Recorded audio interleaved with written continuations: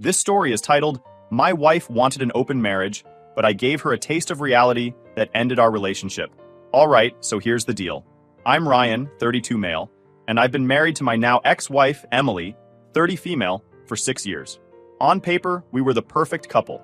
I'm a senior project manager at a top firm, pulling in 6 figures, working insane hours to give Emily the lifestyle she's always wanted. But let me be clear about something. Emily's influencer career? That didn't just happen. I made it happen. When we first got married, she didn't know what she wanted to do with her life. All she did was shop with my money, bouncing from one hobby to the next.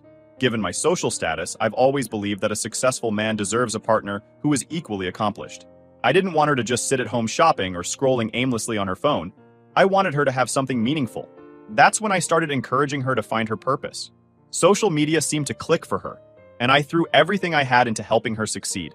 I invested in her brand, bought her the best camera equipment, paid for classes on photography and video editing, even covered the cost of her first marketing campaigns to grow her audience. Every time she needed a new outfit for a photo shoot or tickets to some exclusive event, I made it happen. I worked extra hours, sacrificed vacations, and lived with constant stress so she could build this dream. And it worked. Her follower count skyrocketed, brands started reaching out, and she was finally doing something she loved. Or at least, that's what I thought. The cracks started showing about 2 months ago. At first, it was little things. Emily started pulling away, emotionally and physically. She'd be glued to her phone during dinner, laughing at memes or texting someone constantly. She stopped posting pictures with me on her social media. In fact, she went so far as to archive all the photos that showed we were married. "It's better for the brand," she'd say when I asked about it. It stung, but I figured she knew her business, and I wanted to be the supporting husband. I noticed other changes too. She started dressing differently, edgier, like she was trying to appeal to a younger, single audience. She was going to more influencer events, ones that ran late into the night, and always insisted they were just for networking. I'd wake up at 2 a.m. to find the bed empty and hear her creeping back into the house, claiming it was just work stuff. I didn't want to come off as insecure or controlling, so I let it slide, convincing myself I was imagining things. Then one night, she sat me down in the living room. She looked nervous, chewing her lip, her phone face down on the table. A rare sight. "We need to talk," she said, avoiding eye contact. I've had enough experience with bad news to know nothing good comes from that phrase. "What's going on?" I asked, already bracing myself. She took a deep breath and said, "I've been thinking a lot about us, and I think we should try an open marriage." I just stared at her, trying to process what she was saying. It was like my brain short-circuited. "An open marriage?" I repeated, making sure I heard her right. She nodded quickly, like she'd rehearsed this. "It could be good for us. Think about it. We're both so busy. You with work, me with my brand. This way, we can explore and still stay together. It could make us stronger." I couldn't believe what I was hearing. "Explore?" I said, my voice sharp. "Are you serious right now, Emily? We've been married for 6 years. I've been killing myself working to give you the life you want, and now you're telling me you want to sleep with other people?" Her face fell, like she didn't expect me to react that way. "It's not just about that," she said quickly. "It's about freedom and connection. It's not that I don't love you."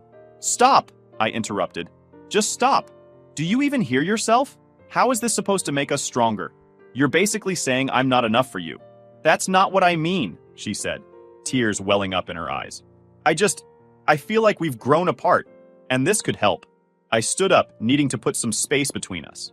My head was spinning, but her words were starting to connect some dots. The hidden social media posts, the late nights, the sudden wardrobe change. It all made sense now. She was already acting like she wasn't married. How long had this been going on in her mind? Was there already someone else? "Ryan, please," she said, standing up and reaching for my arm. "We can talk about it. We can set boundaries." "No," I said firmly, pulling away. "I'm not interested in boundaries or whatever else you think this is. I married you because I wanted a life with you. Not with you and whoever else you decide to bring into our bed. If this is what you want, we're done." Her jaw dropped. "You're seriously ending our marriage over this?" "You ended it the moment you thought this was okay," I said. "Pack your stuff and go." She stared at me like I'd slapped her, but I was done. The woman I married wouldn't have even considered something like this. The person standing in front of me was a stranger. Someone who valued her social media clout and superficial freedom more than the life we built together. That night, she packed a bag and left for her parents' house. For the first time in weeks, things made sense. After that night, I shut the door on my marriage and didn't look back. But I wasn't about to mope. I've always been someone who handles problems head on, and this was no different. The next morning, Emily blew up my phone. Her voicemails were a mix of sobbing apologies and desperate bargaining. "Ryan, please, let's talk," one message said. "I didn't mean it. I was just overwhelmed and trying to figure things out." Another said, "You're throwing away everything we built. I love you. Can't we fix this?" I deleted them all without listening to the rest. You don't come back from suggesting an open marriage, not with me anyway. My standards aren't negotiable. She had to learn that the hard way. Her texts kept coming, though. At first, they were frantic. "I made a mistake. You're my everything." When I didn't respond, they turned defensive. "You're overreacting," she wrote. "I was just trying to be honest about my feelings. Isn't that what a marriage is supposed to be about?" The audacity. Honesty. She hadn't been honest in months, not with me or herself. One text said, "After everything I've sacrificed for you, you're really going to throw it all away?" Sacrificed. That one made me laugh out loud. I'd been the one sponsoring her influencer career, paying for her classes, her gear, her endless wardrobe. If anyone sacrificed, it was me. I vented to Mike about it over drinks. He didn't hold back. "She's delusional," he said, shaking his head. "You gave her a life most people can only dream about, and she wants, what, to screw around and call it freedom?" "Exactly," I said. "I'm not playing that game." A few days later, Rachel, one of Emily's closest friends, called me. "Ryan, I know it's none of my business, but Emily's really hurting. She misses you." "She should have thought about that before she tried to rewrite the rules of our marriage," I said bluntly. "I'm done, Rachel. Tell her to move on." Rachel sighed. "She knows she screwed up. She keeps saying she just wants to talk to you, to fix things." "Too little, too late," I said. She made her bed. A few weeks went by and the messages slowed. Emily's Instagram, though? That was a different story. She started posting nonstop, all these glossy photos of her new journey. Empowerment quotes, spa days, and luxury retreats filled her feed. It was all so fake. I wasn't even looking for it, but a coworker showed me one of her posts during lunch. "Isn't this your ex?" she asked, holding up her phone. The caption read, "Sometimes you have to lose everything to find yourself. New beginnings." I rolled my eyes. "Yeah, that's her," I said. "Guess she's thriving." But the big news came from Mike, who called me a few nights later. "You're not going to believe this," he said, barely able to contain his laughter. "I ran into one of Emily's influencer buddies at the gym. Apparently, she's been bragging about some guy named Marcus, calling him her mentor." "Marcus?" I asked, raising an eyebrow. "Yeah, some big shot entrepreneur," Mike said. "Her friend said Emily's been leaning on him a lot lately. Sounds fishy to me." That name rang a bell. Later, I connected the dots. Marcus was the guy I'd seen commenting on her posts, always throwing in flirty compliments. From what Mike shared, Marcus didn't even know Emily was married. He thought she was just another influencer trying to make it big. The picture was clear. She'd lined up her escape plan long before she sat me down for that conversation about an open marriage. Strangely, I didn't feel angry. I felt validated. She hadn't wanted an open marriage because she was overwhelmed or searching for meaning. She'd wanted one because she already had one foot out the door, and now it was clear she hadn't even been honest with the man she'd lined up to replace me. Emily tried to reach out again a week later. Her desperation was palpable. "Ryan, I made a huge mistake," her voicemail said. "Marcus isn't what I thought he was. None of this is what I thought it was. Can we please just talk?" Her calls kept coming, voicemails piling up with pleas about how she wanted to come back, how she didn't realize what she had until it was gone. She even sent a handwritten letter, something she'd never done before, telling me how she felt like she'd ruined the best thing in her life. What I found hilarious, though, was Emily's sudden change of tone. She started blowing up my phone again, but this time it wasn't just about us. "Ryan, I really need to talk to you about the sponsorship for the retreat," she said in one voicemail. "It's so important for my career. Please don't cancel it."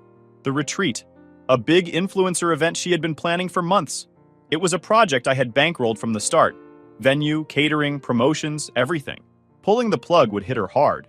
And after everything, I couldn't justify keeping my name attached to it. I called the event organizers the same day and withdrew all funding. When Emily found out, she spiraled. Suddenly, her pleas weren't about the marriage or her feelings. They were all about saving face. "Ryan, you can't do this to me," she screamed in one voicemail. "This retreat is everything I've worked for. Do you know how this will make me look?" It became painfully obvious she wasn't sorry for what she'd done. She was just sorry it was costing her. As for Marcus, I found out through Rachel that Emily hadn't broken things off with him. She was still stringing him along while pretending to regret her choices. Typical. She was trying to have it both ways, and now she was watching it all fall apart. I felt like I had the upper hand. The life we'd built might be over, but Emily was realizing that I was the one who had built it. Without me, her perfect little influencer world was crumbling, and there wasn't a filter in the world that could fix it. I wasn't about to let Emily's betrayal end with me being the only one in the dark. Marcus deserved to know the truth, and I was going to make sure he heard it straight from me. After some digging, I found his contact information through mutual connections on LinkedIn.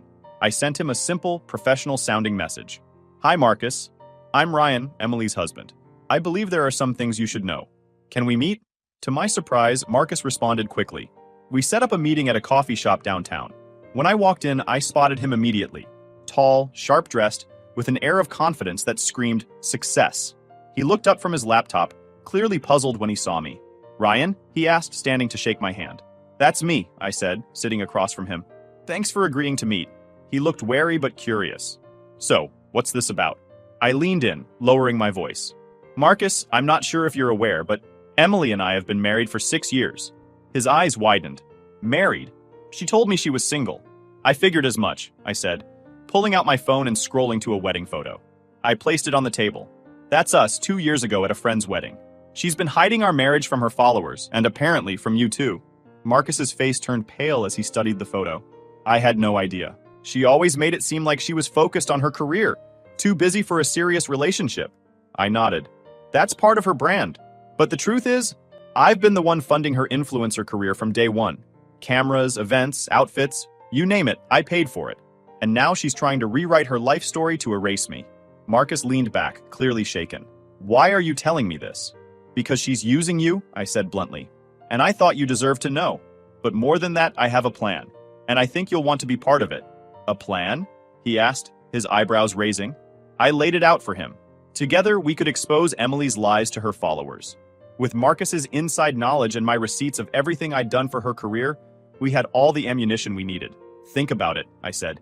She's built her entire image on transparency and authenticity.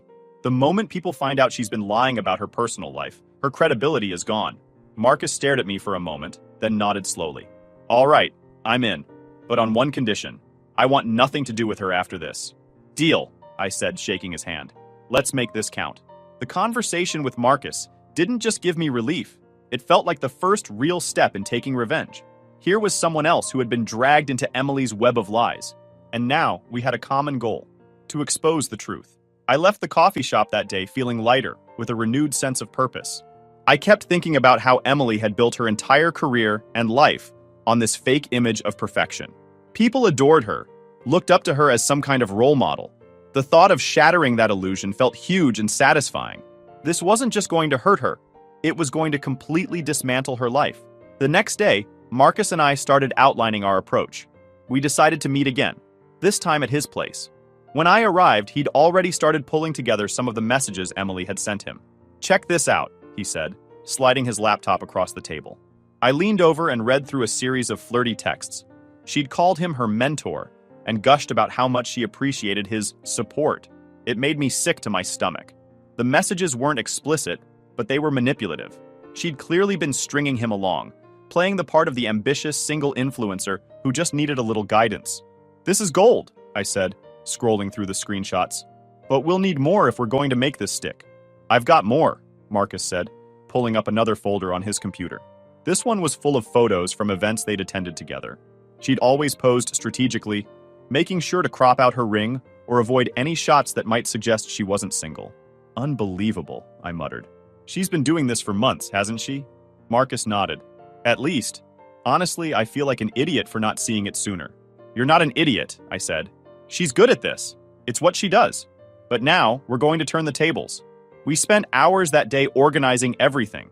I pulled up my own files, financial records, old photos, even emails from when I'd first helped her get started. The deeper we dug, the clearer it became that Emily had been planning this for a long time. She'd started phasing me out of her life well before she brought up the idea of an open marriage. It wasn't about exploration or freedom, it was about crafting a narrative that didn't include me. By the end of the day, we had a mountain of evidence. Marcus leaned back in his chair, looking exhausted but satisfied. All right, he said. What's the next move? We sit on this for now, I said. I want to make sure we do this right. No rush decisions. Marcus nodded. Agreed. This has to be airtight.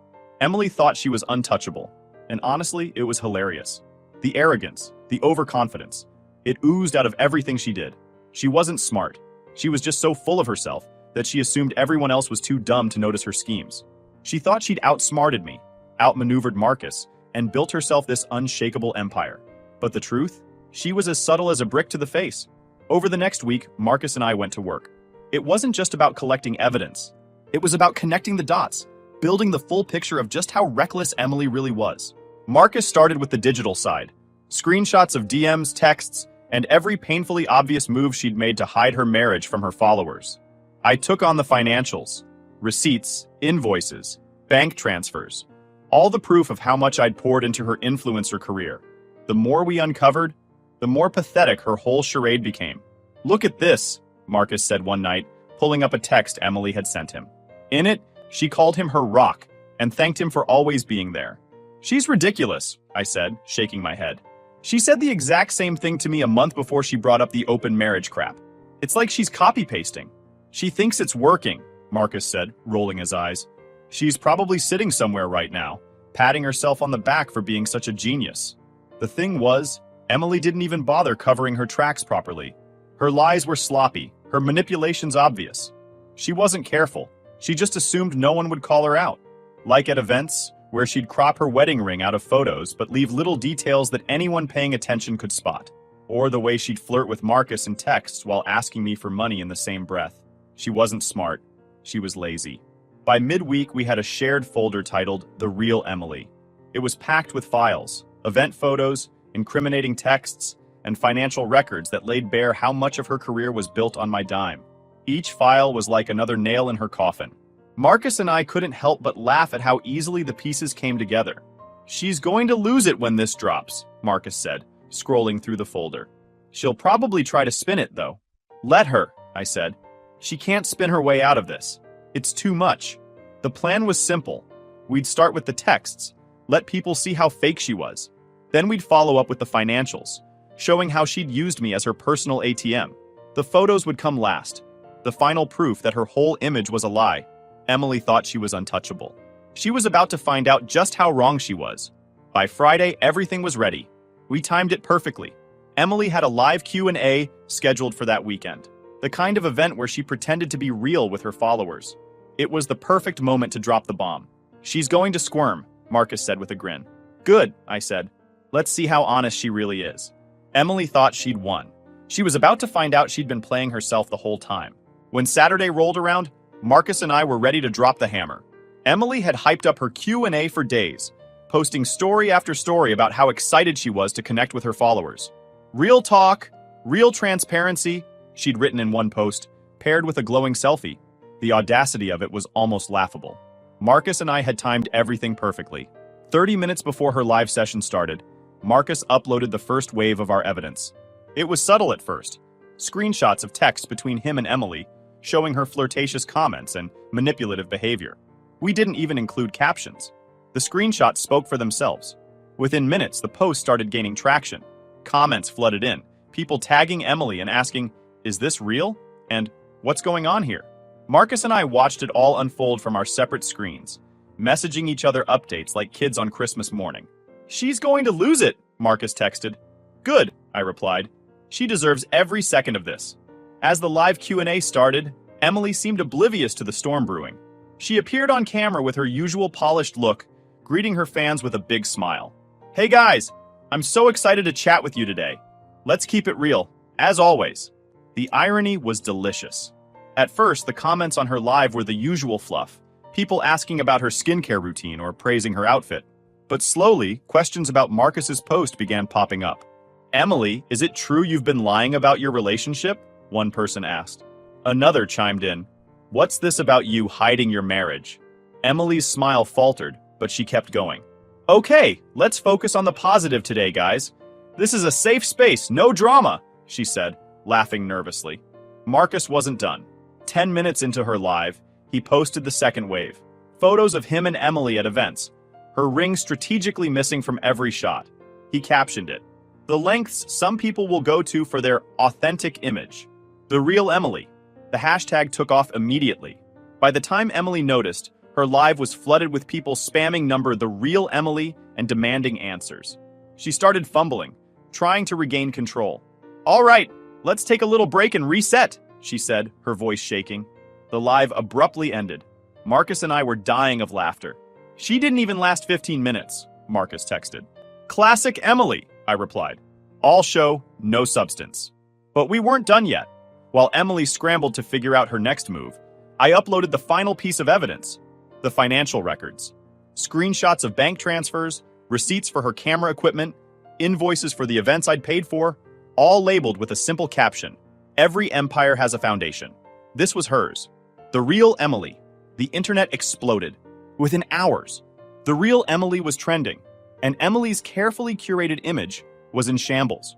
Brands she'd worked with started quietly unfollowing her, and her fans were turning against her in droves. I'd expected Emily to call me, but she didn't. Instead, I got a message from Rachel, one of her closest friends. "Ryan, I don't know what's going on, but Emily's having a meltdown. She's saying you and Marcus are trying to ruin her life." "She ruined it herself," I replied. "We just held up the mirror." The silence from Emily lasted until the next morning, when I finally got a call from her. Her voice was unsteady, somewhere between rage and desperation. "Ryan, what the hell have you done?" she snapped.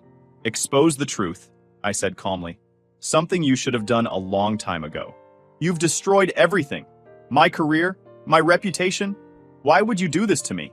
"Because you destroyed our marriage," I replied. "You lied to me, to Marcus, to everyone. Did you really think you could keep it up forever?" "I can fix this," she said quickly.